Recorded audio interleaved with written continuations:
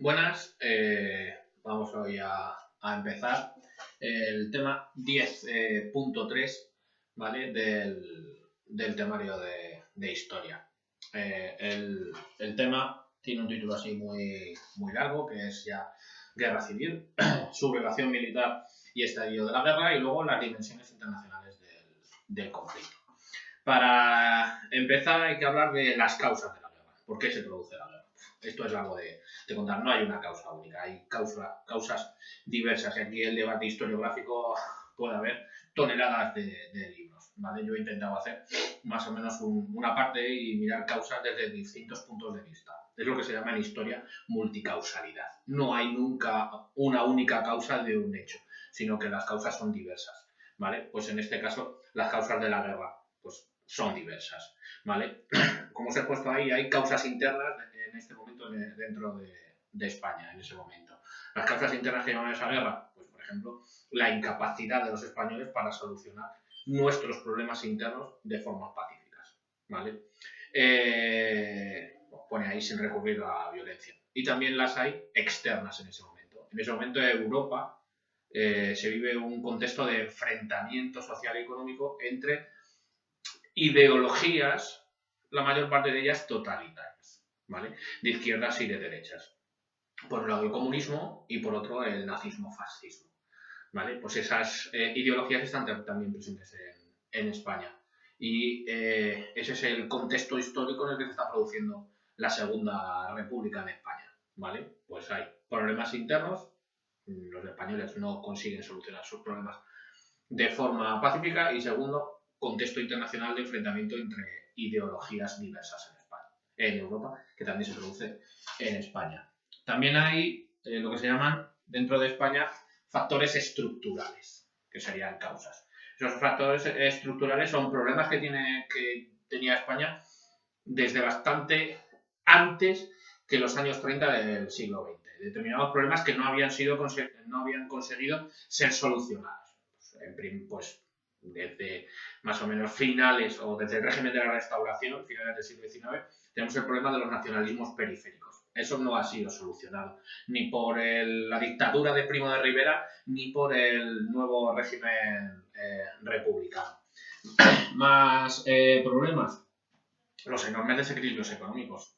Los ricos en España eran muy ricos y los pobres eran muy pobres. Y no se había dado solución para eso. La República no había dado solución a estos problemas. Había habido determinados intentos, pero determinadas partes de la sociedad española no estaban dispuestos a renunciar a determinadas situaciones preestablecidas. Y luego la cuestión religiosa, ¿vale? España es un país de mayoría católica, mientras había una minoría laica que quería disminuir el poder e influencia de la Iglesia Católica. Y la Iglesia Católica no estaba dispuesta a perder sus privilegios tanto políticos como económicos, ¿vale? Dentro del Estado español.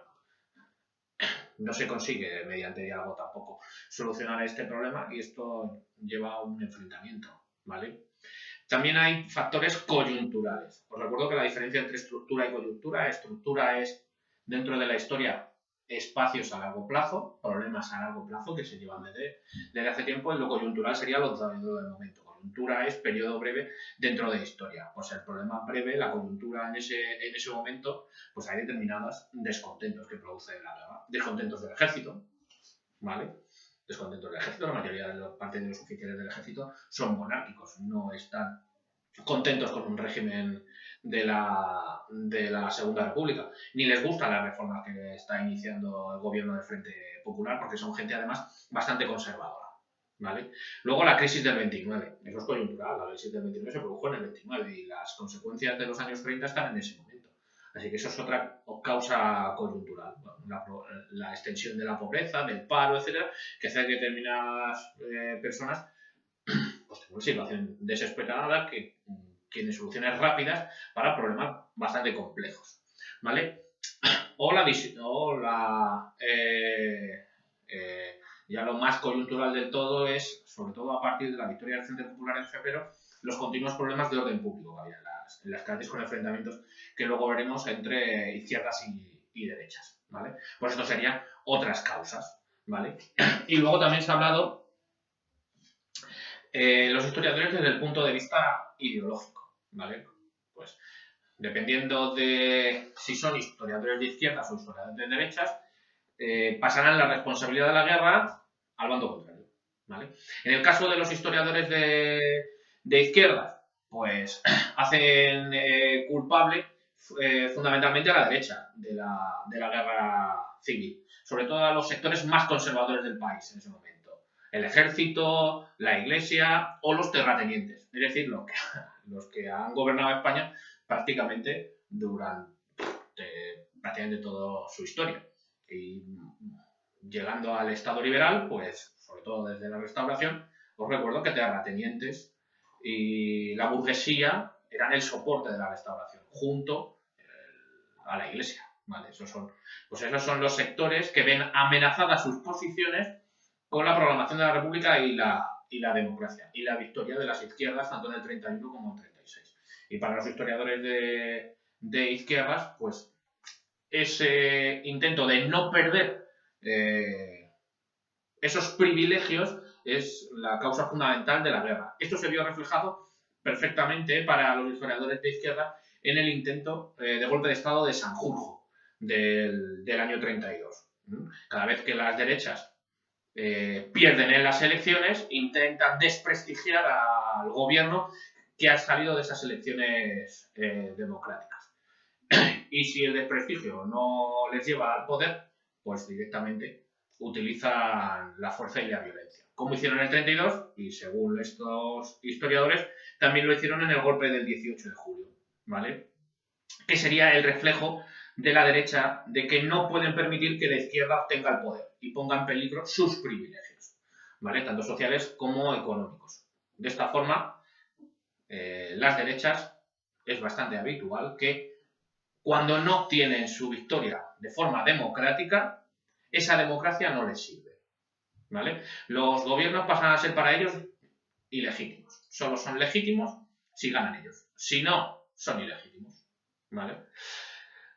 En cambio, los historiadores de derechas, ¿vale? Hacen culpable de la guerra a la izquierda, acusándoles de que no apoyaron las vías democráticas cuando ellos no ganaron. Y el ejemplo que ponen siempre es la huelga revolucionaria del 34, ¿vale? Como perdisteis en el 33, en el 34 intentasteis acabar con la democracia con medio de esta huelga general del 34. Y sobre todo hablan de los sucesos en Asturias, ¿vale? Acusan además de un lenguaje revolucionario al Frente Popular durante la campaña electoral, ¿vale? Acusan de que avisaban de reformas tipo comunista o tipo anarquista si hubieran llegado al poder. Y eso, pues ellos arguyen que el Frente Popular estaba pensando acabar con la democracia, ¿vale?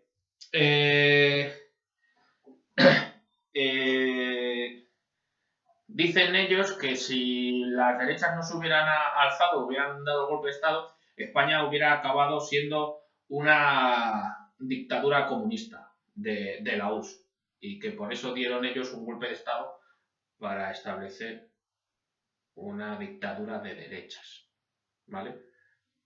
Todo muy democrático, ¿vale? La verdad fue que, ¿cuál es la causa de las causas de todas estas? Todas en común, ¿vale? Son causas. El problema es que la democracia fracasó. Fracasó en los años 30 en España la democracia porque no dio ni a izquierdas ni a derechas un sistema que los pusiera de acuerdo. Un sistema que le sirviera a los dos, ¿vale? Si se hace un sistema que solo sirve a uno, el otro se va a ver amenazado. Así que, al fin y al cabo, la democracia de los años 30 fracasó por eso, porque no dio con un sistema que más o menos gustara, aunque no sea completamente, pero respaldara en algo a las dos Españas del momento, ¿vale? Es verdad, lo pongo ahí, que ni la derecha ni la izquierda aceptaron leal ni sinceramente la legalidad republicana, ni el resultado de las elecciones, tanto unos como otros, cuando las elecciones no fueron a su favor, declararon ilegítimo prácticamente al gobierno, ¿vale? Vamos en sí a la sublevación del 18 de julio, ¿vale? Se celebran las elecciones, os recuerdo que vence el Frente Popular el 16 de febrero del 36, y desde ese momento el orden público empeora muchísimo su situación en España. Sobre todo Falange, con sus grupos paramilitares, empieza a atacar sedes sindicales, sedes de partidos de izquierdas, y los partidos de izquierda deciden responder de la misma manera. Y también grupos de juventudes comunistas, socialistas y anarquistas atacan también sedes de partidos de derecha. El enfrentamiento y el pim pam pum es completo. Y ya os dije que como ejemplo de esta situación totalmente irrespirable es que los diputados iban armados a las Cortes, ¿vale? Este clima de pérdida social, unido a la puesta en marcha de las reformas del Frente Popular, fue lo que decidió a los militares a intervenir, ¿vale? Desde finales del 35 ya un grupo de militares conspiraba contra el gobierno. No veían muy claro incluso el gobierno, los últimos momentos del gobierno de Alejandro Lerroux. Y veían que la posibilidad de unas elecciones y que ganara la izquierda era muy preocupante para ellos, ¿vale? Una vez gana el Frente Popular, Casares Quiroga, que es el presidente del gobierno, tiene noticia de estos proyectos de crear o de dar un golpe de Estado, decide alejar a los generales sospechosos de poder organizar el golpe o colaborar con el golpe. Yo os doy el caso de Manuel Godet, que es enviado a Baleares, Emilio Mola es enviado a Pamplona y Francisco Franco a Canarias.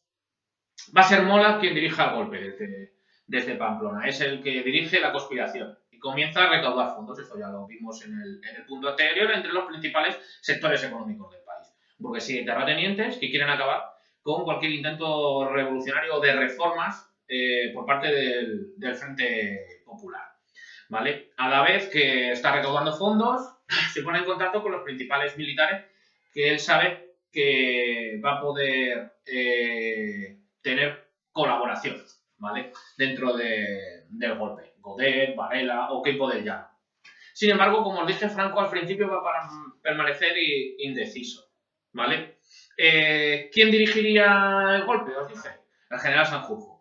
Mola lo organiza, pero luego quien tomaría el poder, quien se haría con el poder dentro de una dictadura militar, sería el general Sanjurjo, que en ese momento se había exiliado a Portugal después del triunfo del Frente Popular y temiendo ser otra vez detenido y condenado otra vez, ¿vale? Pues decide autoexiliarse en Portugal, ¿vale?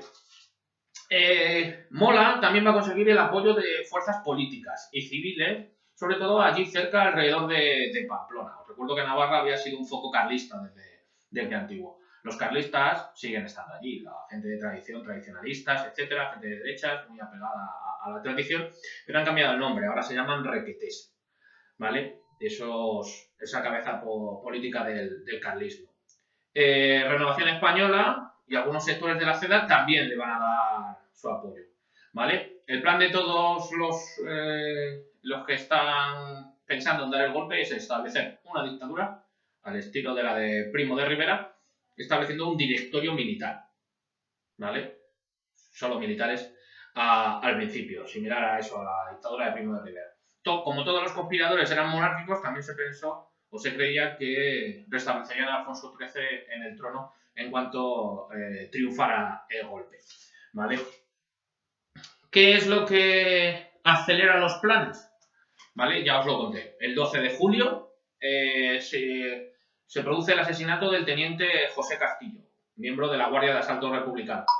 Los que le han matado son miembros de las juventudes falangistas, ¿vale? El día 13, como represalia, José Calvo Sotelo, líder de Renovación Española, es asesinado se sospecha, compañeros del teniente Castillo, ¿vale? Este asesinato es el que convence a Franco de actuar, de participar en el golpe, ¿vale? Sirviéndose del impacto del asesinato de Calvo Sotelo, se decide acelerar los planes. No estaba muy bien planificado, pero se decide acelerar los planes. Y a las 5 de la tarde, el 17 de julio del 36, la legión y los regulares se sublevan en el protectorado de Marruecos, sobre todo en Melilla. El día 19, después de haber asegurado el control de Canarias, Franco va a volar desde Canarias a Marruecos para ponerse al frente de todas estas tropas sublevadas. La sublevación se va a extender desde Marruecos a la península entre el día 17 y el día 21 de julio, ¿vale? Mientras el gobierno de Casares Quiroga responde dimitiendo, ¿vale? El gobierno que debía coordinar la oposición al golpe dimite y Casares Quiroga es sustituido por Giral, que luego veremos va a tomar una de las peores decisiones que se puede tomar si tú tienes decidido ganar una guerra, ¿vale?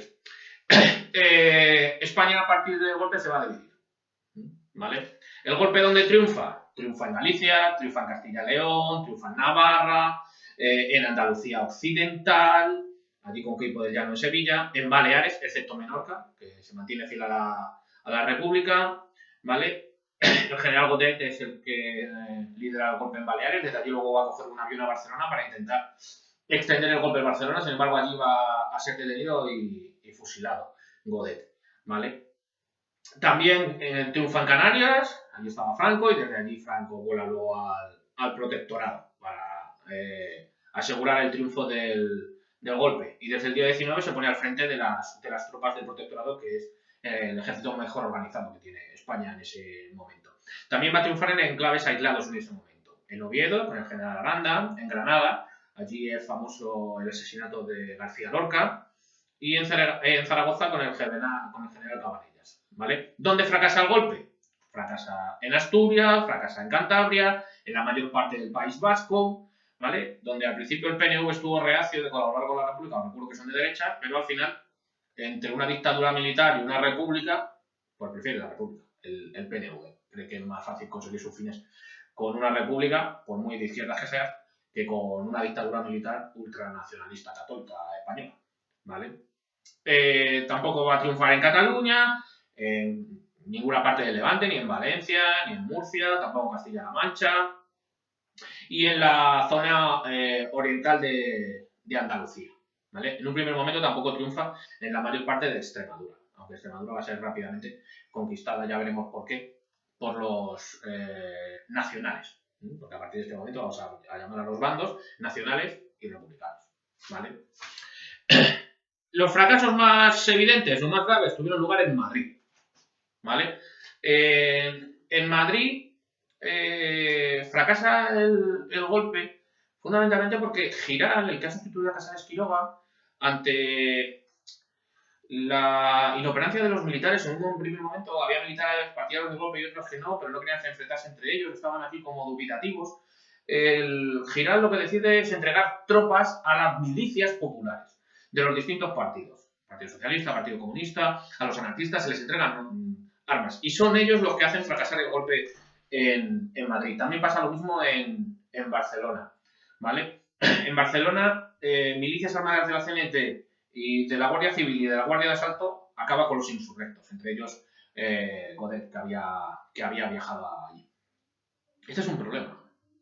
Acabas de entregar armas al pueblo y a distintos partidos que tienen distintos fines en una guerra. Comunistas y anarquistas no tienen los mismos fines ni los mismos medios y han estado enfrentados durante bastante tiempo. Pues acabas de armarles, ¿vale?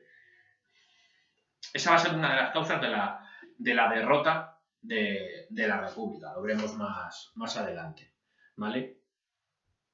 En general hay que decir que el alzamiento a nivel popular, a nivel del pueblo, no tuvo aceptación, ¿vale? No tuvo aceptación, exceptuando en Navarra y Castilla y León. En el resto del territorio que dominan, no es el pueblo el que les ha apoyado a los alzados. Ha sido simplemente los militares que hay en esa zona, ¿vale?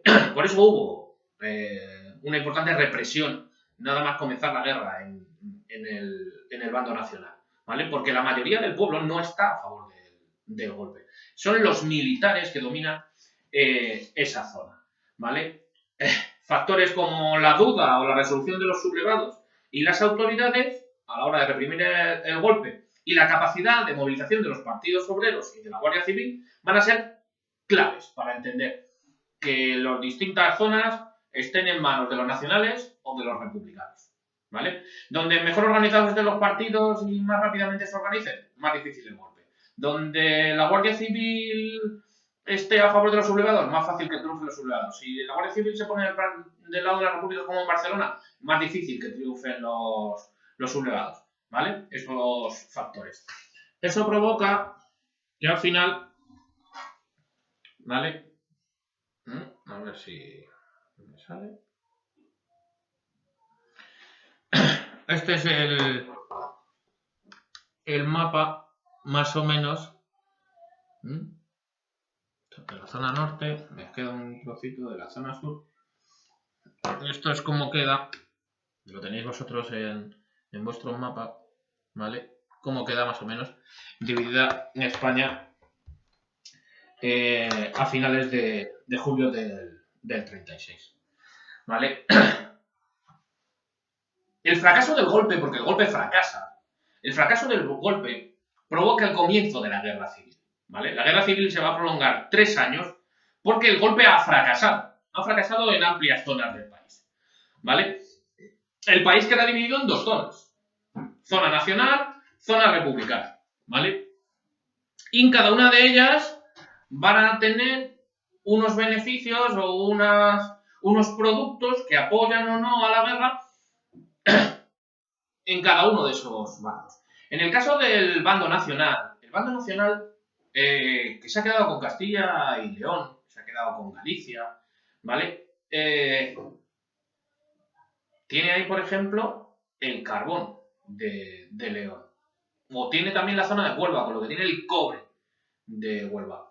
Tiene también los cereales de Castilla y León, ¿vale? Las grandes reservas de cereal para mantener una guerra más a largo plazo, ¿vale? También tiene el ganado de Galicia, la leche, la carne, ¿vale?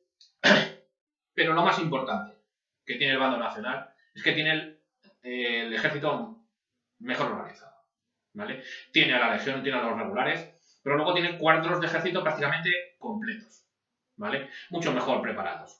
Tiene las divisiones integrales de Castilla, de Galicia, de Andalucía, ¿vale? Y como os he dicho, sobre todo el ejército de África.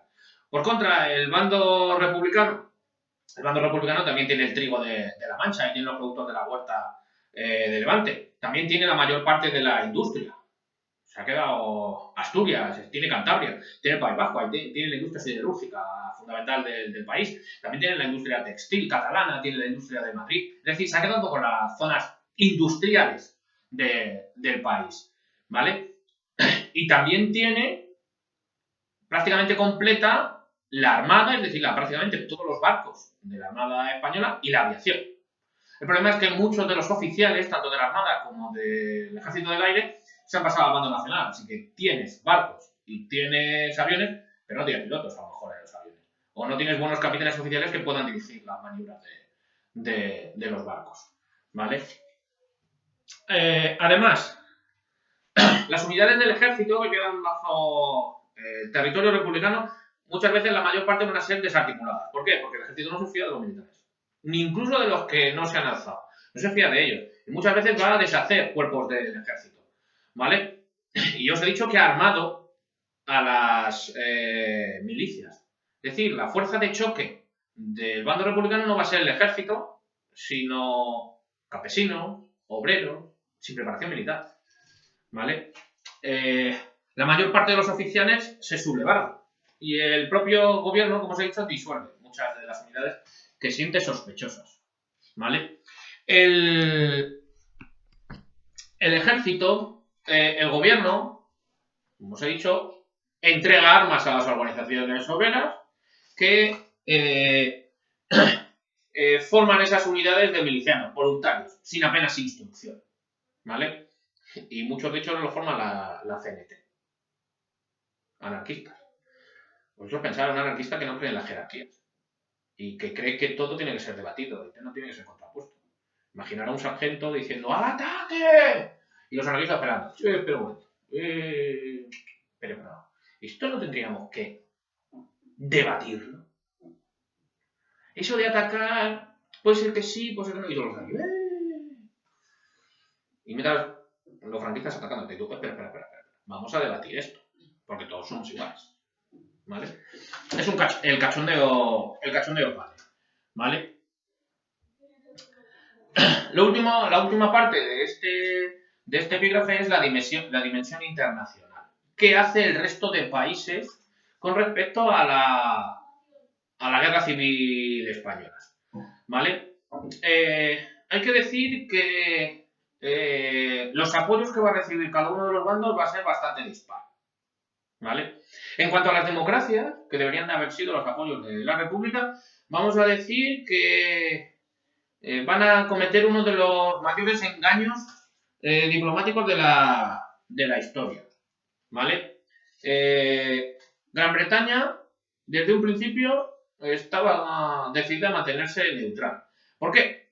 Pues porque por un parte sí, soy democracia y no quiero que triunfe una dictadura de derechas con tintes fascistas que pueda agrandar la influencia de Hitler hacia el sur de Europa y pueda amenazarme el Mediterráneo y sobre todo Gibraltar. Eso no me interesa.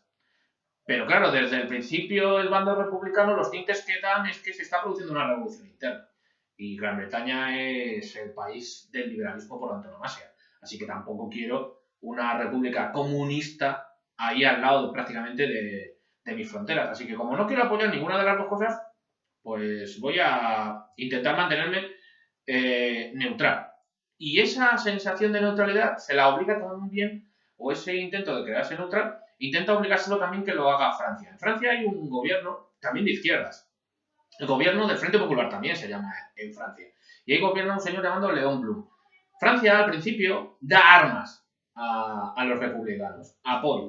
Pero a partir de que Gran Bretaña le dice, tú, espera, sí.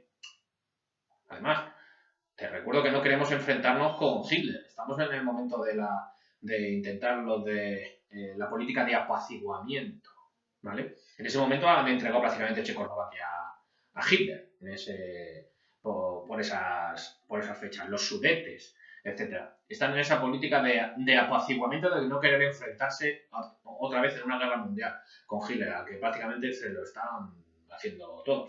Y ven que si apoyan directamente a la República en contra de que Hitler apoye a Franco, pues podría provocar el enfrentamiento general. Así que prefieren hacer una cosa que es muy divertida, que es convocan con colaboración de la Sociedad de Naciones un comité que se llama Comité de No Intervención, ¿vale?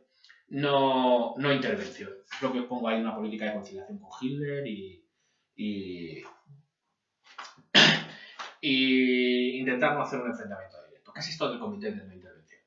Pues deciden reunir todas las grandes potencias, Gran Bretaña, Francia, incluso Estados Unidos, Alemania, Italia, ¿vale? Todos menos la USA, la de nadie aparte, deciden que España es un país prácticamente tercermundista. Y dicen que si nadie les vende armas, nadie les da apoyo, la guerra terminará en 2 meses, porque se van a quedar sin armas, se van a tener que pegar a palos. Mucha razón no les faltaba, también os lo digo. Así que Francia y Gran Bretaña deciden eso, no intervenir. Y que va a haber un bloqueo de barcos franceses y británicos para evitar que nadie les dé suministros. Y todas las grandes potencias firman en ese comité de no intervención. Incluso Alemania e Italia, que no lo van a cumplir prácticamente en ningún momento, ¿vale? Pero eso hace que Gran Bretaña y Francia decidan no apoyar a la República. El apoyo que podían tener, que serían de estas grandes potencias democráticas, pues se la van a negar, ¿vale? Italia y Alemania, Hitler y Mussolini, sí, firman este comité de intervención, pero no tienen la más mínima intención de cumplirlo. Su intervención va a ser, desde el principio, masiva y decisiva, ¿vale? La única potencia que va a ayudar a la República, una vez que Francia y Gran Bretaña le dan la espalda, va a ser la Unión Soviética, la URSS, ¿vale? Este apoyo de la URSS, como pongo ahí, va a repercutir en la evolución interna de lo que va a ir pasando dentro de la zona republicana. Las potencias fascistas deciden desde el primer momento ofrecer ayuda importante a los rebeldes, que a partir de septiembre van a estar dirigidos por Franco, ¿vale? Tanto Mussolini como Hitler querían no solo beneficios estratégicos, sino también luego veremos económicos, ¿vale? Alemania pensaba que, teniendo a España de aliado, tendría un aliado en el Mediterráneo y sobre todo un aliado en la retaguardia francesa en el caso de tener que enfrentarse con los franceses, ¿vale? Además, de esta forma, se frenaba otra democracia o otro régimen de apoyo a los sistemas obreros, ¿vale? En otro país europeo. Portugal también se va a unir a esta ayuda a Franco. Ahí había un dictador que se llamaba Salazar, también de derechas, con un régimen también fascistoide, con rasgos, pero no exactamente, ¿vale? Que va a apoyar también a Franco prácticamente desde el principio, incluso le va a enviar ayuda, son los famosos viriatos, que van a venir aquí soldados portugueses a ayudar a los nacionales, ¿vale?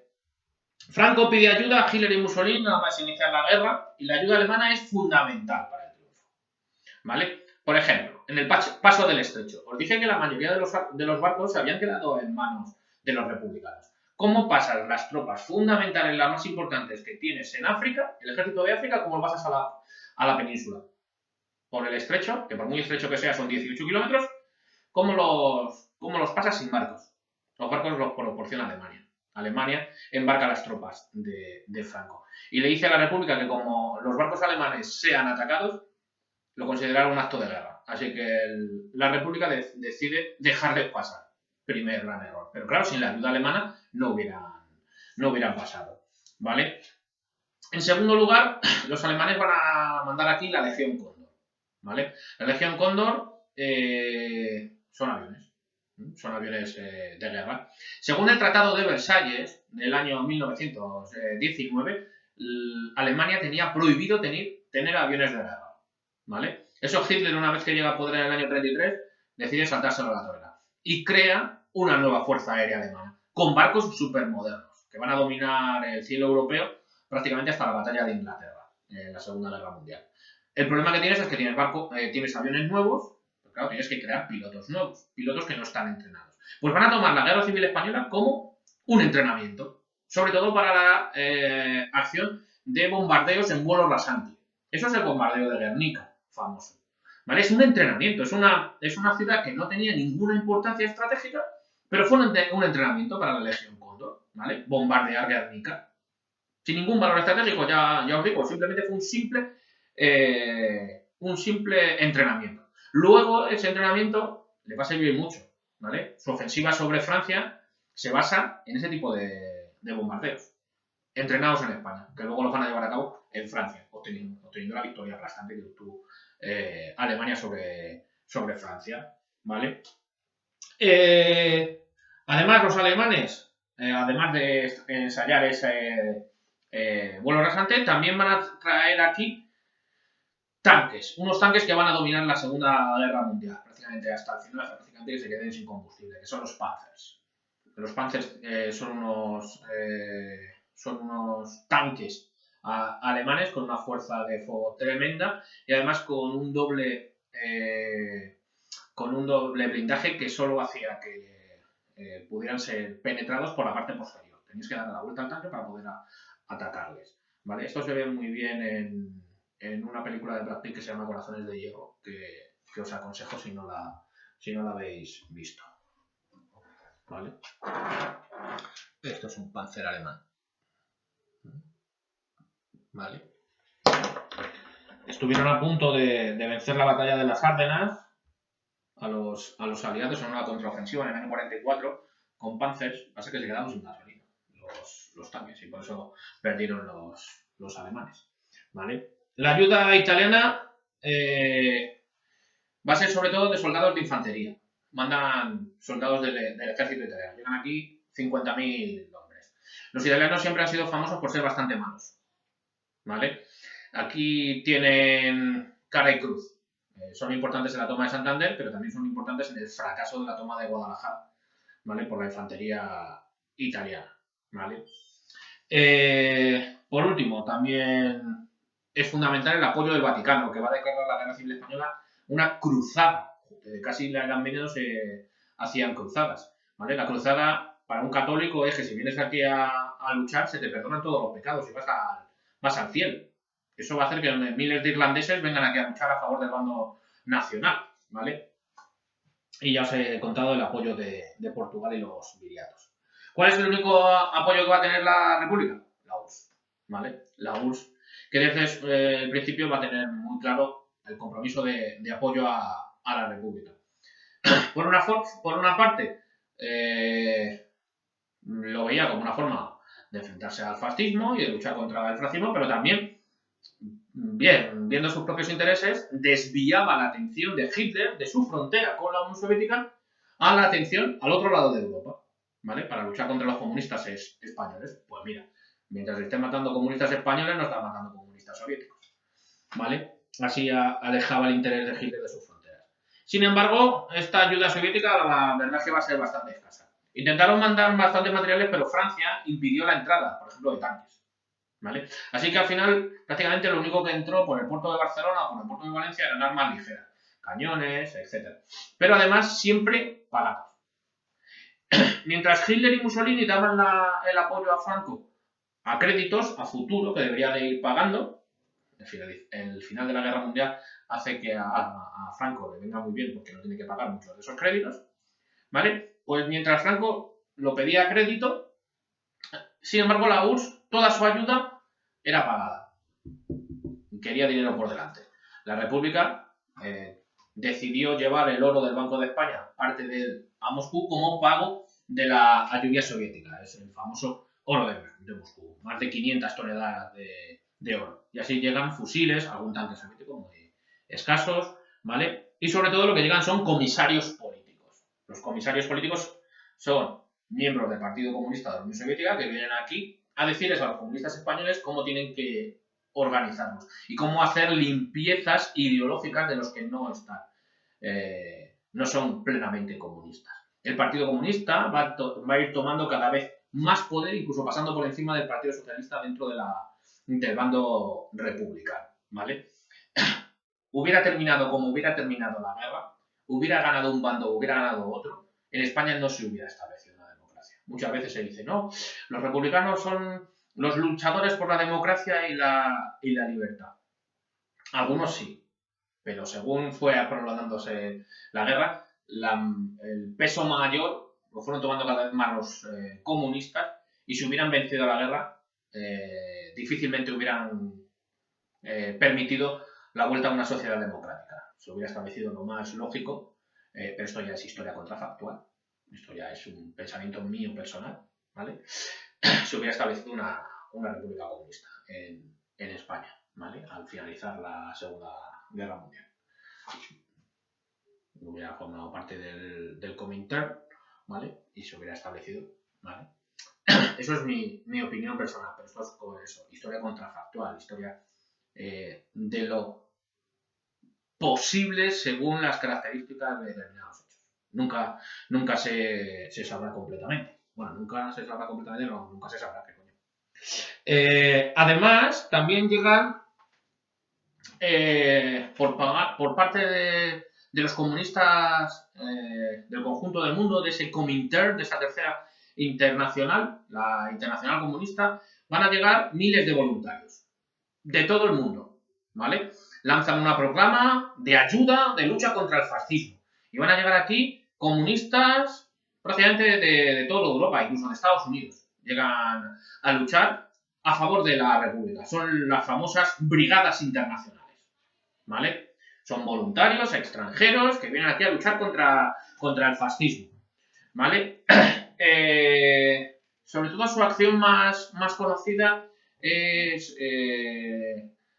el freno de la ofensiva nacional sobre Madrid, ¿vale? Ayudan a que Madrid no sea tomada en el año 36-37, ¿vale? Sin embargo, luego, en una negociación con Europa, el gobierno español solicitará que se vayan a su país en el año 38, ¿vale? Para intentar contar con un poco con el apoyo internacional, etc. No servirá de nada, ¿vale? No se cumplirá, ellos cumplen que se vayan a las reglas internacionales, pero el otro bando y las democracias occidentales no hacen el apoyo por el que supuestamente tendría una recompensa el hecho de que las reglas internacionales se fueran. y el hecho de que todos estos brigadistas se fueran hizo que la caída de la República fuera más rápido, ¿vale? Bueno, en el próximo epígrafe vamos viendo cómo se produce la guerra, ¿vale? Hasta la próxima.